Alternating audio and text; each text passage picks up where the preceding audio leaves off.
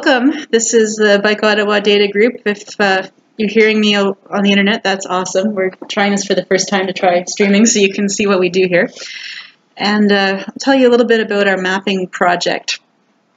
So this is something that is pretty well accepted in transportation planning, is when you're talking about people who will ride bikes, there's a certain portion of the population who is just not interested. They're not interested in riding bikes, and that's fine. You know, for whatever reasons, maybe they can't, maybe they don't want to, they just don't care, they don't want to ride bikes. It's not for everyone, we can admit that. But there's a huge number of people who are interested in at least being able to ride a bike for some trips, some of the time. Unfortunately, the way we've built our streets in North America for a long time, we've really focused on cars to the exclusion of everything else. And so only really a very few people really do feel confident enough to get out there on their bikes in the kind of urban environment that we have today. So right now we're serving only a really tiny slice of our population with bike facilities. And that's what Bike Ottawa is all about, is advocating not really so much for the people that are already on bikes, but for all those people out there who would like to have the choice to ride a bike, at least for some trips, sometimes. And to do that, you know, if you look in European cities, what you really do need is segregated infrastructure. That's what it's going to take to help people feel safe to get on their bike and go for a trip with their kids, or to do the grocery shopping, or whatever they'd like to do by bike. So what we're building here with this mapping project, like I said, is a level of stress map. And what is stress on the bike? Well, frankly, it comes from cars. So no cars, no problem, no stress. And so we're calling that level of traffic stress. And this is a system that the city of Ottawa uses to categorize how stressful a particular bike route is. So we figured it's best to talk back to them in their language. If they're going to be building their bike plan, their transportation plan on level of traffic stress, well, we should talk that language as well. So level of traffic stress 1 is things that are separated from the road, essentially. So these are segregated paths. This is one along the canal. It's nicely plowed in winter, actually. Here's one that, actually, this probably really shouldn't properly be level of traffic stress 1. It's the wrong photo here. Oh, okay, that's why it's got no beside it. Sorry, I missed a few arrows. So yes, this one here is separated from the road, level of traffic stress 1. This one here, it does have some protection. You can see it's buffered by a hashed paint mark, and it's got some of these flex posts in it, but you're still very much exposed to traffic. Those really aren't going to protect you if something goes terribly wrong. You still have to deal with intersections. So that wouldn't be level of traffic stress 1, but it might be level of traffic stress 2. A little bit more stressful, but not too bad. So that's what we're going to be categorizing with this project, and the tags that we're going to do tonight are going to be answering these questions for us. So the first question, is it segregated from motor traffic, yes or no? That's an easy answer. Everything that's separated is 1. Everything else is going to be level 2, 3, or 4. So then we move to question 2 to figure out where we're at in the stress map. Is there parking? If there's not, we have another table later. Are there bike lanes? If not, we have another table later. But if yes on both counts, the question that we're asking here is how tight and scary are those bike lanes? Are you riding right up next to parked cars where a door might open on you at any moment? Is the bike lane narrow? Is there a lot of fast-moving traffic? Are there multiple lanes? Those all contribute to the level of traffic stress calculation. The other question we'll be asking, so if bike lanes are present but there's no parking, it's the same question really, so we're going to be using the same tags. Just there's no parking. So here's a couple of examples of that situation. We have a whole tagging guide that Denis will show. And finally, situations where we have no bike infrastructure at all. This is the Bank Street Bridge, and you can see here that this is a mixed traffic situation. There's no separate space for riding your bike. You're expected to take the lane. This is what this arrow means. This is just a paint treatment to say bicyclists should be in the lane. It's the case on any mixed traffic situation, but of course, it's the Bank Street Bridge. You can see that that's not really the choice that people naturally tend to take. The sidewalk is much more popular than the roadway, I would say, on the Bank Street Bridge. So I'll turn it over to Denis, and you can talk to us about some of the tags that we're going to be using to answer these questions. And the goal is once we have an area tagged, so tonight we're going to focus on Kitchissippi Ward. The reason for that is that the councillor for the ward, Jeff Leeper, is providing funds for us to do this and present a report to him. So we're going to focus on that ward first, and then we'll move to broader and broader areas around the city. But by generating this level of traffic stress map, we'll be able to show parts of the city that are essentially disconnected because there isn't a safe way to go from A to B. Perfect. Thank you, Heather, for those nice graphs and those tables. So those can get pretty complicated. So essentially, is the data that we're going to be using. So these tables that we're using for the analysis, that'll be a different part. And for us, what we want to end up doing is, actually, we'll go to the. Oh, you don't have the. So what we've done is we've done a. Wait, stop it. Actually, James, can you post the two, like the task manager and then the GitHub to the meetup page? So all the links I'm going to show you, at least we'll put them on the meetup so that you can use as a reference. And GitHub. Hope Google can find it. Nice. All right. So we've started a sort of a bike Ottawa tagging guide. So this is the Bible that we're going to end up using. OpenStreetMap itself has their own tagging schema. We're actually following the OpenStreetMap schema, except instead of having photos, we're actually having photos of Ottawa. So all these photos on the right are actually photos that we've taken as the group. So we've actually done a lot of, it's called Mapillary, and actually we've got some Mapillary swag, I think, later on. We've actually run around the past few months, so the past 3 months, we've been riding around Ottawa with bicycles, cars, maybe pedestrians, and we've been taking photos of all the bike paths. And we can use those photos as a reference for one, the OSM tagging schema guide, and also for when we're actually tagging those roads and those bike paths, we can actually have a photo of that actual path, which makes it really, really useful because sometimes satellite imagery, you can't really tell exactly what that is unless you have a photo on the street, kind of like a Google Street View. So this one, we'll post the link in the meetup page. This will go through, which is done. Good, perfect, thanks. So this just goes through what these features are. It'd be good to, if it's the first time that you see it, it'd be good to look at that first before you start doing any edits. That way you can get familiar with the tagging. And if you see any photos, you say, okay, well this one is a one-way protected lane. So you would add one-way and then maybe a highway, cycleway. And there's all sorts of tagging sort of differences. Heather was talking about the buffer lane. So we say cycleway buffer equals yes. If the cycleway is only on the right but not on the left, you would have that. So it would just kind of show you all the different types of ways that you can all the combinations of OSM tags. If it's one lane, and what else? And it goes on and on. We've got sharrows as well. So if only there's these arrows on the right or on both sides, it's good to add as well. So this goes on and on, which is good. So I think one of the ones that we'll be adding is smoothness. So we'll be dividing the task into two parts. I'm not going to help them because they're advanced. We're going to use JOSM and all these advanced tools. And the other part will be someone that hasn't really mapped too much, and we'll just be sticking with one tag. And that way you don't have to map 5 different things. And I think the one that hasn't been added is called smoothness, which is a surface type. I'm just thinking, thinking out loud a little bit here. That's not part of our stress map. It's certainly part of the comfort factor of biking, but it's not part of the stress of biking. Well, we're gonna do a little powwow and figure out which tag we want to we'll pick something decide. Suitable. Yeah. Because right now we've been adding the maximum speed and the lanes. So those ones are already done. Those ones were supposed to be for the beginning, but someone did them already.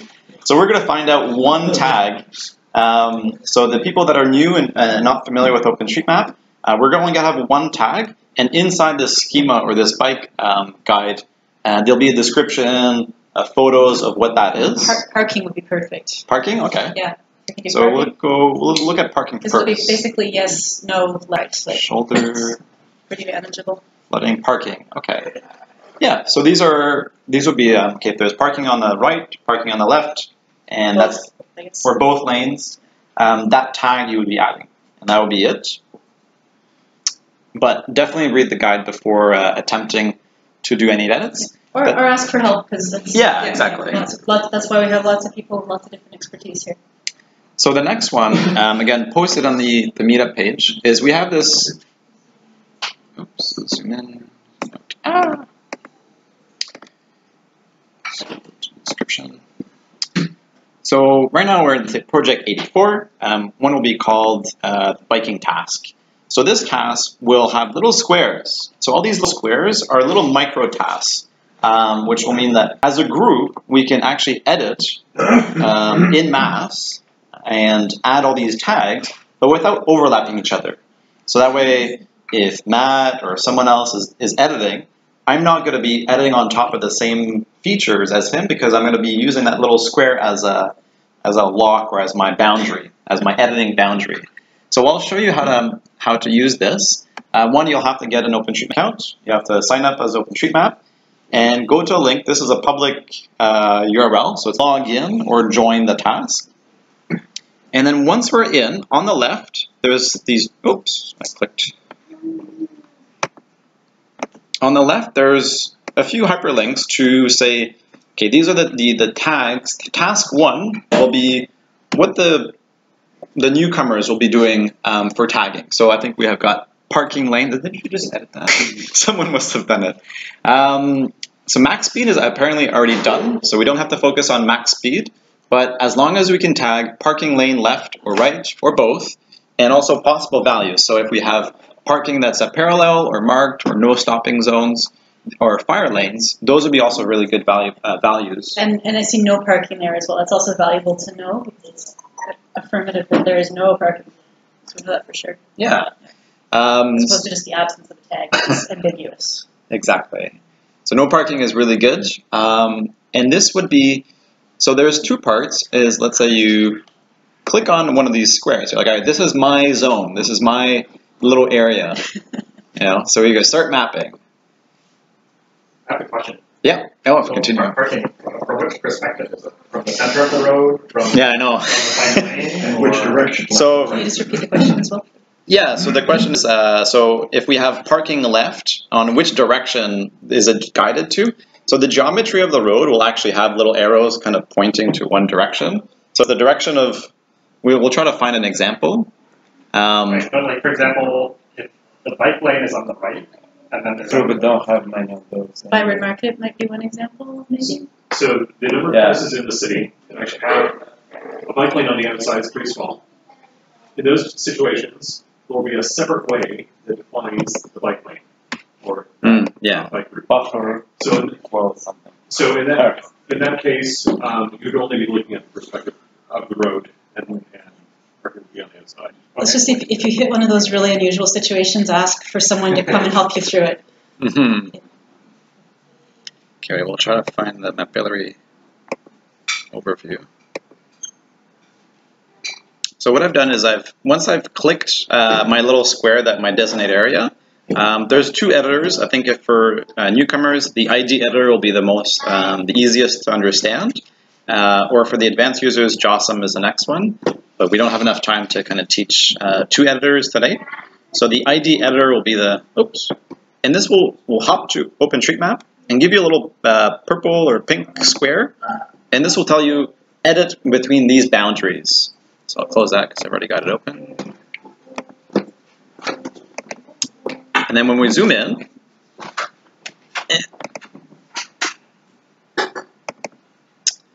so as we zoom in, more and more data starts appearing into the map. And we've noticed we've got buildings as well. So for the buildings, if you want to do some more analysis on buildings, those are there. But for the roads, we're going to be focusing on the residential roads or the tertiary roads or maybe Byron Avenue. So when we select those, and also to find the street view photos, we have this, I think it's called map data. On the right, there's a little shortcut called F, or if you type F, and photo overlay, mapillary. Oops. So all the photos that we had taken in the past 3 months with our cycling, we've actually been having these little thumbnails. So all these little images is really very valuable information. You can actually click on the Mapability photo to expand it, to have the full track in full view. So what this will do is it'll just give you an idea of what the surface type, or if there's parking. So here we've got, this is John's photo. So if we were tagging this path, we would know it would be asphalt. It would be a single designated lane. But let's say for Byron,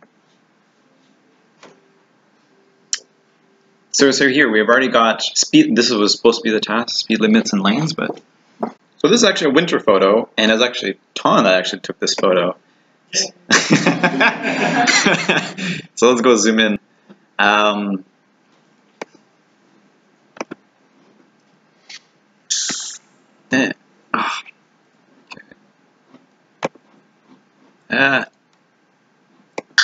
Okay, so this is the little path on the left or on the right, and this is Byron Street. So this can tell you if there is parking. I don't know if there is parking. No parking. Exactly. So here we're looking at, actually we've changed. We've actually changed summer as we're zooming in.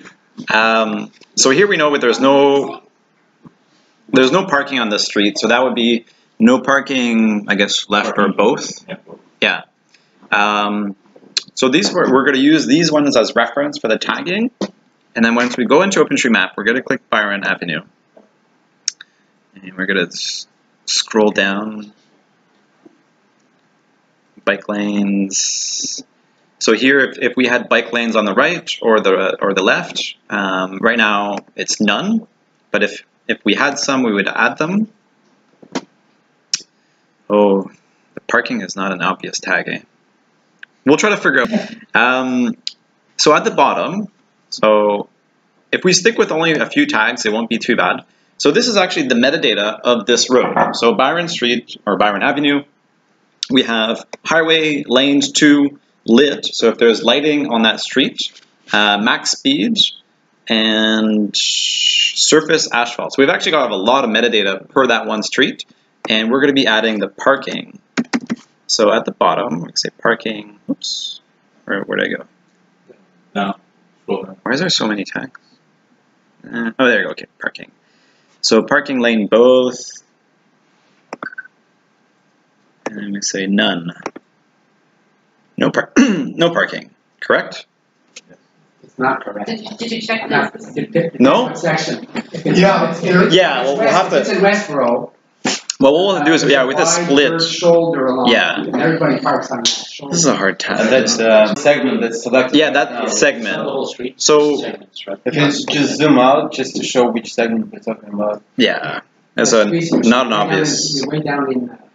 And, Yeah. sometimes you might need to split it because it's. Yeah, maybe that tag is a little intense because I want you to split roads. So Byron is intense. Byron is a bomb. yeah, maybe we'll stick with residential roads. Maybe we'll stick with residential roads for those newcomers, and then the Byrons and then the Bronsons and all those big roads. We can probably do the for more of the advanced users.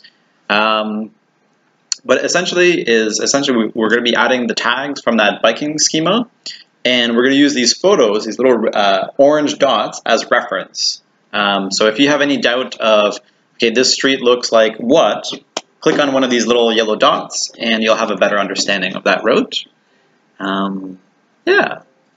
You didn't show the direction. The direction, yes. So let's try to zoom in. It's a little bit one of those residential roads. Yeah. So if we look at carefully, there's little arrows, like right here, and that'll be the direction of the line that was created.